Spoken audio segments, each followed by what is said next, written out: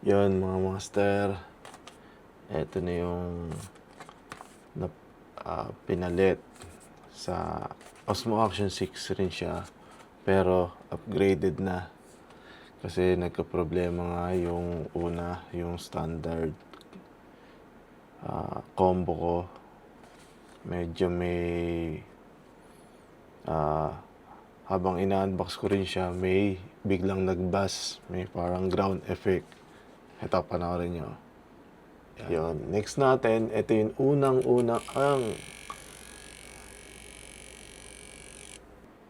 So, yun, napanood nyo na nagbabas siya. So, pinapalitan ko sa altitude. So, pinalitan naman nila. Ito na siya, bago na ulit. Replacement.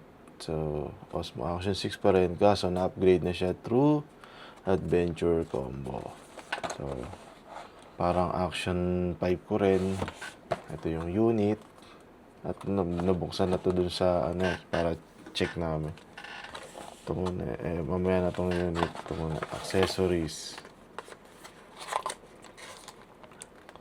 So, sa accessories, yan, mga mount. Screw to screw. Para sa mount.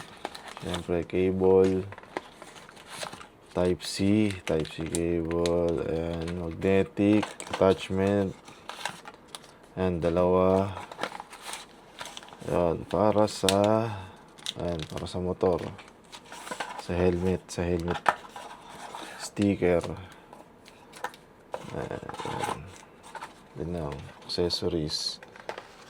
Tapos, battery. Extra bat.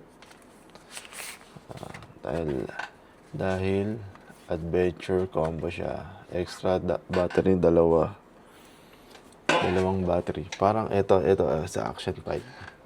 Ayan, Action 5.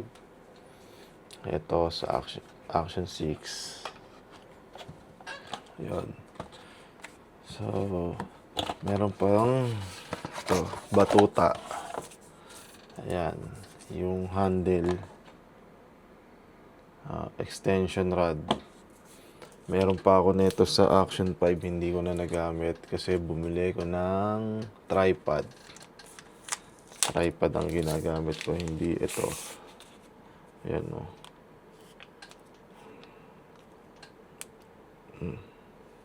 Ayan. Mas ginagamit ko yung tripod lang. Ganyan, naka-steady lang siya. Pero siguro sa susunod magagamit natin or bebenta. Diba, pangalawa na to. So, okay na sana yung standard version kasi pwede naman yung battery ng Action 5 sa Action 6. So, hindi walang stock ng standard version, kaya napilitan na akong kunin to. Sayang kasi bayad na tapos matagal bago magka-stock. So, ito na yung unit mismo na Action 6. Na-testing na doon. Napaka-angas. Ang angas niyan. Ayan. So, nandito yung isang battery. Ayan. Diba? Oy.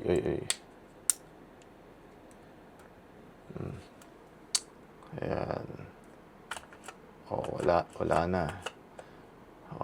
Diba? Okay na siya. Ayan. Okay na tong unit. Kasi yung una, sinasalpak pa lang yung battery, nagbabas na. Nag-ground. May ground effect dun sa loob. Kaya pinapalitan kagad natin.